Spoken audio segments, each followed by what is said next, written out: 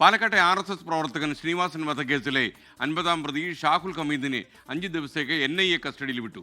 3 കൊല്ലം പ്രതി ഒളിവിൽ കഴിഞ്ഞതിന്റെ അടക്കം വിവരങ്ങൾ ശേഖരിക്കണമെന്ന NIA ഇയാളിൽ നിന്ന് പിടിച്ചെടുത്ത ഡിജിറ്റൽ ഉപകരണങ്ങൾ വിശദമായ പരിശോധനയ്ക്കായി ഹൈദരാബാദിലേക്ക് അയച്ചു. വിഷ്ണു സുരേഷ് ചേരുന്നു കൊച്ചിയിൽ നിന്ന്. ഗുഡ് മോർണിംഗ് വിഷ്ണു, പറയൂ.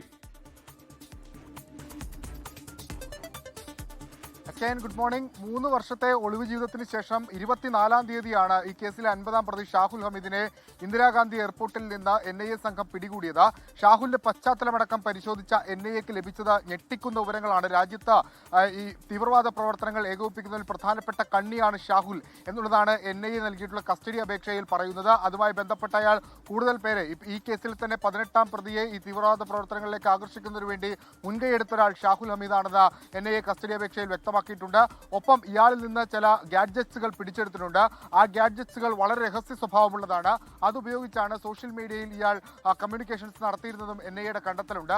ഇയാൾ 3 വർഷമായി ഒളിവിലായിരുന്നു. ഒളിവിലിരുന്ന സമയത്ത് ഇയാൾക്ക് ആരെല്ലാം സഹായം ലഭിച്ചു, എവിടെയാണ് ഒളിവിൽ കഴിഞ്ഞത്, അവിടെ ഇരുന്ന് ഏതെങ്കിലും തരത്തിലുള്ള രാജ്യവിരുദ്ധ പ്രവർത്തനങ്ങൾ ഓപ്പറേറ്റ് ചെയ്തിട്ടുണ്ടോ, ഇക്കാര്യങ്ങളിലൊക്കെ വിശദമായ പരിശോധന ആവശ്യപ്പെട്ടാണ് NIA ഇയാളെ കസ്റ്റഡിയിൽ വേണമെന്ന് അപേക്ഷിച്ചുകൊണ്ട് NIA കോടതിയിൽ അപേക്ഷ നൽകിയത്. ആ അപേക്ഷ ഇപ്പോൾ കോടതി അംഗീകരിച്ചിരിക്കുന്നു.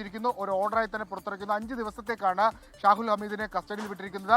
ഷാഹുലിൽ നിന്ന് കൂടുതൽ വിവരങ്ങൾ ലഭ്യമായാൽ ഈ കേസിന്റെ അടുത്ത തലത്തിലേക്ക് അന്വേഷണം കടക്കും എന്നാണ് ലഭ്യമാകുന്ന വിവരം.